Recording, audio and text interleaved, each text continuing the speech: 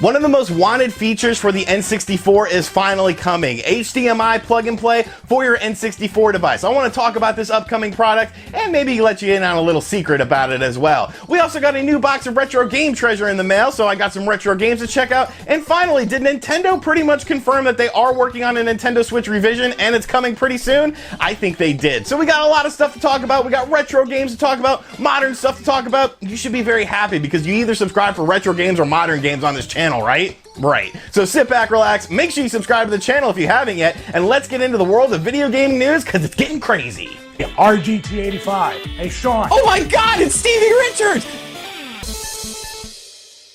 So first off, if you own a Nintendo 64 in 2019, you know one thing. It is an absolute pain in the ass to play your N64 on your HD television. While other systems have clone systems out there, and yes, there is a clone system coming to us from Hyperkin for the N64, we don't have a release date for that yet. So playing N64 stuff on your HD television on your actual N64 is essentially a pain in the ass. Now there's a company out there called Eon, and last year Eon released the GC HD adapter, which was a plug-and-play HDMI adapter for the Nintendo GameCube. Now, of course, the Nintendo GameCube has a lot of progressive scan games on there, but the only way to sort of access those progressive scan games was to use the official Nintendo component cables, which are entirely too expensive. So this product really helped fill a void, and the absolute picture quality that you get with this is amazing. Like, I still play my GameCube to this day just because of how good the games look via the GC HD adapter. I'm absolutely blown away. Like, Luigi's Mansion just looks absolutely stunning in HD on my television via the GC HD adapter. So I'm definitely a fan of Eon's products.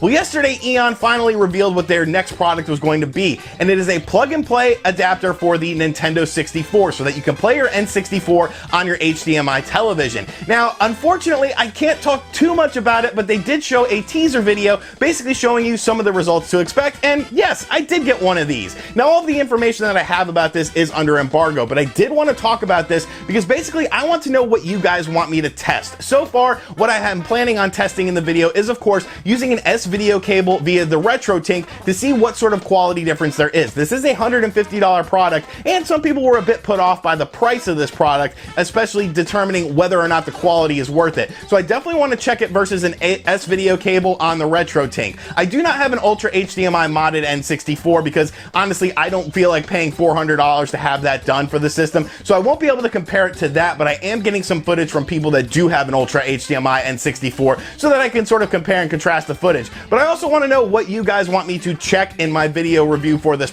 I am checking out a great variety of games. I own a lot of N64 cartridges, including expansion pack games, as well as those expansion pack games did allow for HD textures, so don't worry about that. But let me know if there's anything that I might have forgotten or I might not have decided to check as far as this product is concerned, because it's definitely a very interesting product, and I'm really looking forward to sharing my results with you guys about it. But yes, the N64 is getting a plug-and-play adapter so that you can play on your HD television.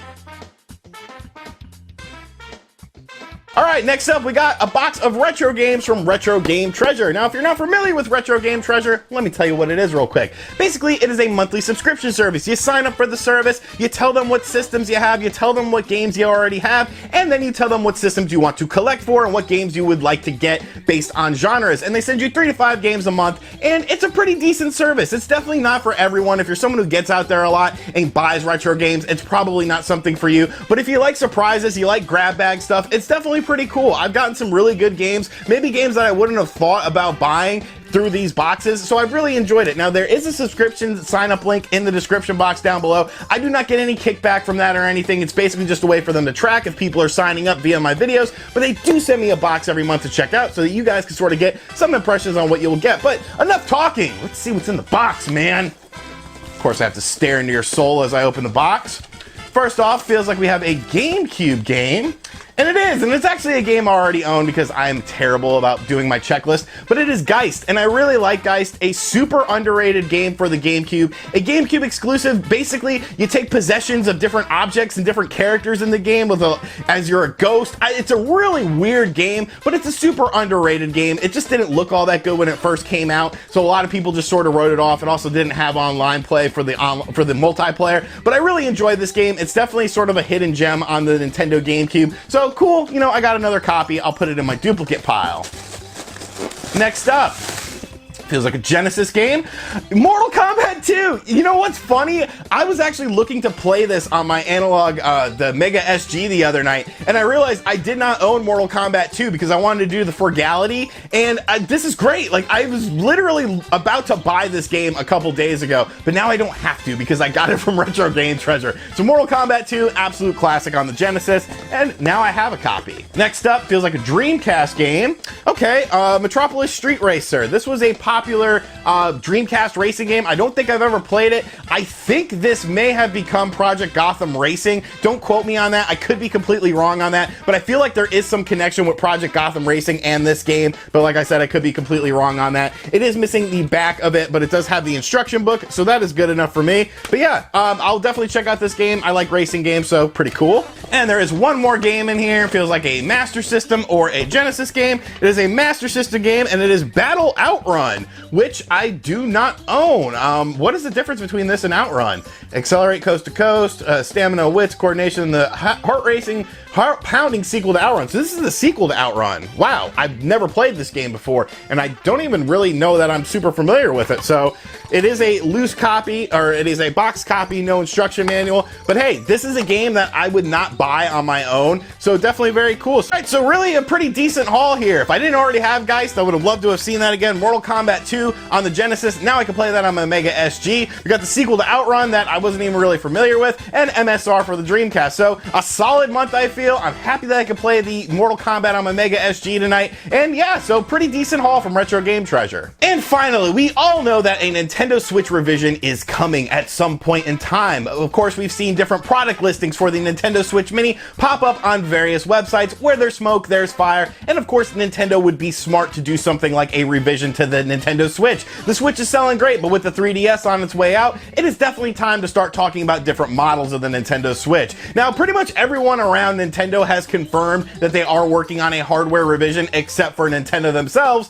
until now, because the latest shareholders meeting happened last night in Japan, and JapaneseNintendo.com actually translated one of the answers that was asked when Nintendo was asked about basically any hardware revisions coming to the Nintendo Switch, specifically with the Nintendo Switch Mini. So I'll have a link to Japanese Nintendo's website in the comments section down below, but this is the translated information that they gave. So according to Nintendo, they said, "We acknowledge that there have been reports about this. Answering to rumors and speculations would end up stealing surprises from our customers and also be unprofitable to all of us shareholders, so we have no answer to that. As a general theory, we are always performing development of new hardware."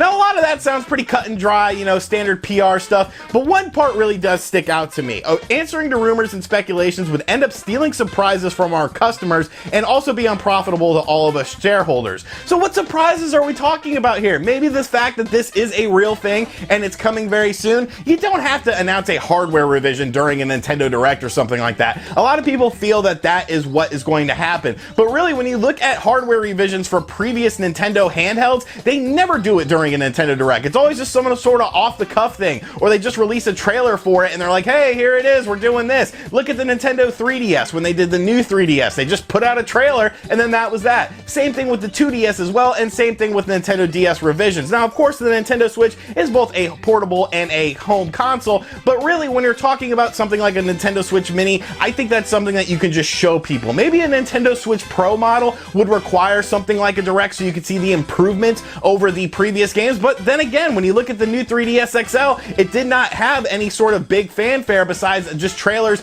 and press releases, and that was a substantial upgrade to the Nintendo 3DS, especially when you look at games like Hyrule Warriors on the Nintendo 3DS, which ran bad on a baseline 3DS, but ran pretty damn good on a new 3DS XL. So did Nintendo just confirm that there is a Switch Mini coming? I mean, yeah, they pretty much did. The surprise element, of course, has been thrown out the window now that so many people have been talking about it. There's been so much information online about it as well, but it's definitely something very cool. It's nice to see someone actually ask a relevant question during one of these shareholders meetings so that we can get pertinent information about Nintendo software and Nintendo Switch revisions. So I'm definitely glad to see that.